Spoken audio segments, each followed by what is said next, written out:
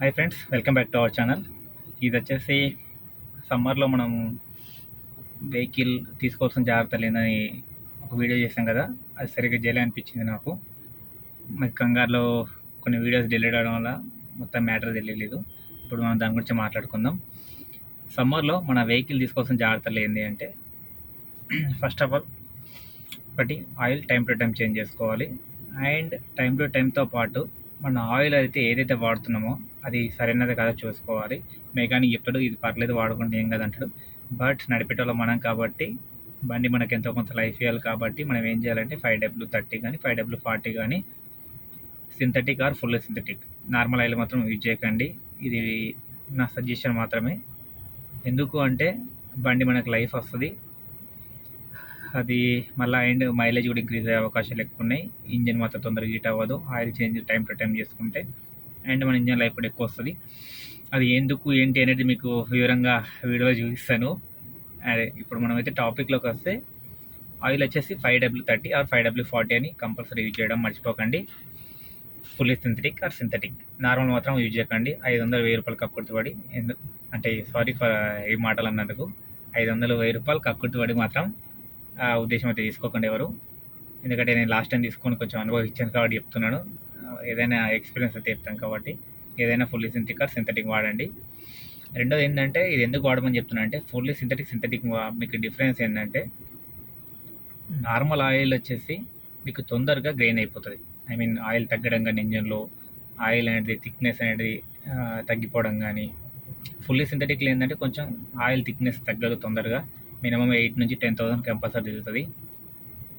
అది థిక్నెస్ గురించి. ఇంకా హెవీగా తిప్పొచ్చు ఫుల్ సింథటిక్ అయితే. 5W40 అయితే మీకు 99% 10,000 కిలోమీటర్స్ పక్క తిరుగుతుంది. ఇది మాత్రం ఎక్స్పీరియన్స్ అని చెప్తున్నది, ఎందుకంటే నేను టెస్ట్ చేసింది కదా. ఒకవేళ ఇన్ కేస్ మీకు నెక్స్ట్ వీడియోలో, నేను ఆల్రెడీ సింథటిక్ వాడుతున్నాను 5W30. ఈ వీడియోలో మీకు ఇప్పుడు ఆల్రెడీ 2000 తిరిగిపోయింది వెహికల్ చేసి కూడా 1 వీక్ అయింది. ఆ వీడియో తీయలేను, పెట్టలేను కొన్ని రీజన్స్ వల్ల. నా ఎక్స్పీరియన్స్ మీకైతే 99% నేను ఇప్పుడు ఆల్మోస్ట్ రోజుకు 300-400 కిలోమీటర్స్ తిరుగుతుంది బండి డేలోనే, నైట్లో తక్కువ. నాకు ఇప్పటిదాకా అయితే సఫర్ రాలేదు, ఏ ప్రాబ్లం పెట్టలేదు. ఆయిల్ కూడా నేను నిన్న చెక్ చేశాను, ఆయిల్ ఓవరాల్ ఈజ్ ఓకే. నిన్న ఆయిల్ చెక్ చేసుకున్నా, ఆయిల్ థిక్నెస్ అయితే అంతే ఉంది. ఇంతకుముందు నార్మల్ ఆయిల్ ఉన్నప్పుడు అయితే ఇట్లా టచ్ చేస్తే తెలిసిపోతుండే కొంచెం థిక్నెస్ తగ్గిపోయినట్టు, బట్ సింథటిక్ కాబట్టి ఓకే. అండ్ మనం పాయింట్లోకి వస్తే, రెండవది ఏసీ గురించి. కొంతమంది వెహికల్స్ తొందరగా కూల్ అవ్వట్లేదు కదా, అది ఎందుకు అయితే లేదు. అండ్ తొందరగా కూల్ కావాలంటే ఎలా చేయాలి, మనం కండెన్సర్కి వాటర్ కొట్టచ్చు ఒకటి. ప్రతిసారి మనకు వాటర్ దొరకదు కాబట్టి ఇన్ కేస్ వాటర్ దొరికినప్పుడు మాత్రం కండెన్సర్కు వాటర్ కొడితే, అది కూడా ఎలా కొట్టాలంటే, మీరు వెహికల్ ఆన్లో పెట్టండి. ఫస్ట్ ఆఫ్ ఆల్ ఆన్లో పెట్టి ఏసీ 1.2, 2 పాయింట్స్ పెట్టుకొని, నా సజెషన్ అయితే 1 పాయింట్ పెట్టుకోండి. ఏసీ 1 పాయింట్ ఏసీ ఆన్ చేసి ఇగ్నిషన్ ఆన్ చేసినప్పుడు వెళ్ళి వాటర్ కొట్టాలి. డైరెక్ట్ ఇట్లా పోయడం కాకుండా ఇట్లా గట్టిగా కొట్టేయాలి, అంటే వాటర్ పడిపోయేటట్టు డ్రాప్స్. అది ఏమవుతుందంటే, మనకు ఏదైతే కండెన్సర్ ఉందో, కండెన్సర్ కూల్ అయిపోవడం వల్ల మనకు కూలెంట్ అవన్నీ సర్క్యులేట్ అనేది ఈజీగా అయిపోతుంది. అంటే వేడి ఉన్నదంతా కూల్ అయిపోతుంది. మన కండెన్సర్ కాదు, ఫ్యాన్ వల్ల మనకు ఆటోమేటిక్గా రేడియేటర్ కూడా కూల్ అయిపోతుంది వాటర్ కొట్టడం వల్ల. మనకి ఏదైతే హీటింగ్ క్లస్టర్ ఉందో, ఆ క్లస్టర్లో మీకు క్లియర్ కట్గా వాటర్ కొట్టిన నిమిషానికి తెలిసిపోతుంది, తగ్గిపోతుంటుంది, ఆటోమేటిక్గా సీలోకి వస్తుంది. నా వెహికల్ అయితే ప్రజెంట్ మార్నింగ్ టైంలో సీకు 1 పాయింట్ పైన ఉంటుంది. ఇప్పుడు సమ్మర్ టైం కాబట్టి మిడిల్కు కొంచెం తక్కువలో ఉంటుంది. నేను కూలెంట్ లాస్ట్ టైం క్యాస్ట్రాల్ వాడాను, ఇప్పటిదాకా 45,000 తిరిగింది కూలెంట్ ఒకసారి పోసాను. అది ఎందుకు కూలెంట్ ఇంత రీడింగ్ విప్పానంటే, నేను పోసిన ఒరిజినల్ కూలెంట్ ఆల్మోస్ట్ 1200 ఏమైంది కూలెంట్కు. 2 డబ్బాలు పోసాను 1 లీటర్ క్యాస్ట్రాల్. దానివల్ల నాకు లైఫ్ ఎక్కువ వస్తుంది. ఈ నార్మల్గా 200 పెట్టి పోసింది దానికన్నా 1000 రూపాయలు పెట్టి పోసింది బెస్ట్, నా సజెషన్. ఎందుకంటే మెయిన్ ఇంపార్టెంట్ కూలెంట్ కాబట్టి దాని గురించి నేనైతే కూలెంట్ కంపల్సరీ. ఇప్పుడు నాకు 50,000 పైనే వస్తుంది.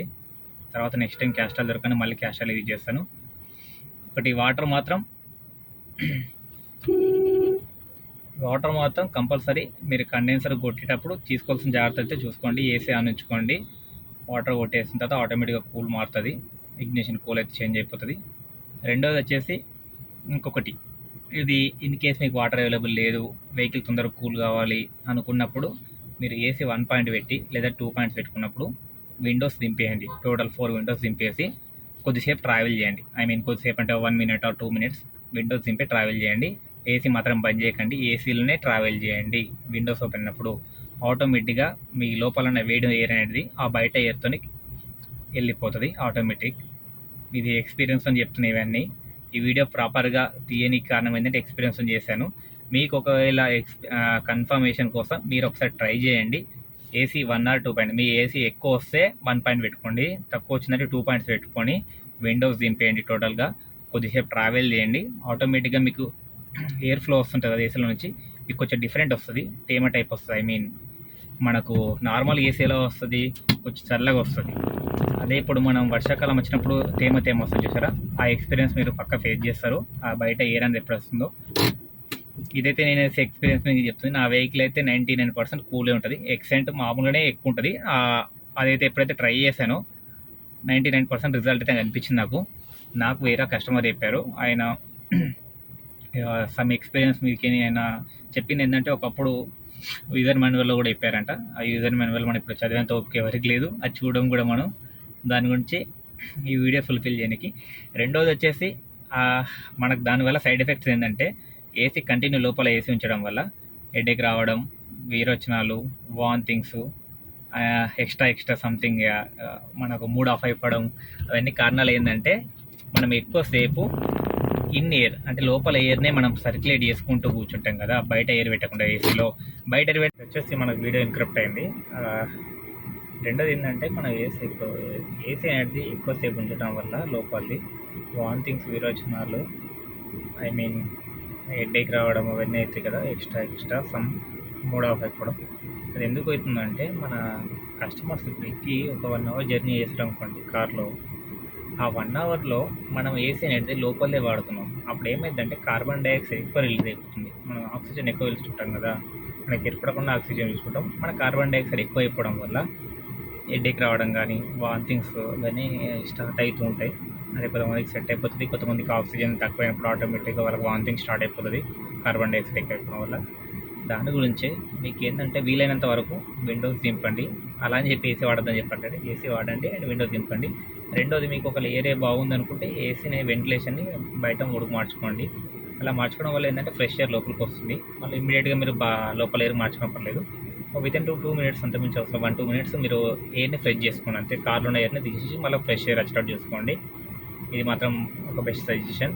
ఆ తర్వాత మీరు చూడండి, హెడేక్ రాదు అండ్ కొంచెం మనకు వామిటింగ్ అలాంటివి అవి ఉండదు. అండ్ స్మెల్ కూడా వెళ్ళిపోతుంది కార్లో నుంచి తొందరగా. ఈటింగ్ వల్ల స్మెల్ ఏంటంటే చెమట స్మెల్, ఆ స్మెల్ వచ్చేసి ఫామ్ అయిపోయి ఉంటుంది కార్లో. అది పోనీకి ఇది ఒక బెస్ట్ సొల్యూషన్ కూడా కావచ్చు. మనము ఈ పర్ఫ్యూమ్స్ అవన్నీ వాడాల్సిన అవసరం కూడా లేదు. నీట్గా ఉండాలి. ఇప్పుడు నా కార్లో పర్ఫ్యూమ్ అసలు ఏముండదు, ఉన్న పర్ఫ్యూమ్ పడేసాం లాస్ట్ టైం కస్టమర్లు వామిటింగ్ అనేసరికి. అండ్ నాకు ఇది చెప్పాను కదా, ఇది నాకేం ఫ్రెష్గా తెలియదు, వేరే సమ్ పర్సన్ ఎయిర్పోర్ట్ నుంచి డ్రాప్ వెళ్తున్నప్పుడు చెప్పాడు కస్టమరు. అది చెప్పినట్టు నేను ఫాలో అయ్యాను. అది అనుకున్నట్టు ఎత్తుంది, అనుకున్నట్టు జరుగుతుంది. అందుకే మీరు కూడా ట్రై చేయండి ఒకసారి. ఇది నా సజెషన్ మాత్రమే, రికమెండేషన్ అయితే కాదు, సజెషన్. ఇప్పుడు ట్రై చేయండి, మీకే తెలుస్తుంది, ఎక్స్పీరియన్స్ అవుతుంది. నాకైతే అవుతుంది, నాకంతా ఓకే ఓవరాల్. మీరు కూడా చూడండి. మీది ఒకవేళ వర్క్ అయితే కామెంట్ సెక్షన్ అయితే కామెంట్ చేయండి వర్క్ అవుతున్నట్టు. నెక్స్ట్ వేరే వాళ్ళకి కూడా మీకు వర్క్ అయితే అందరికి షేర్ చేయండి వీడియోని, లేదంటే లైక్ తీసుకోండి అండ్ సబ్స్క్రైబ్ చేయడం అయితే మర్చిపోకండి. Thank you, bye bye.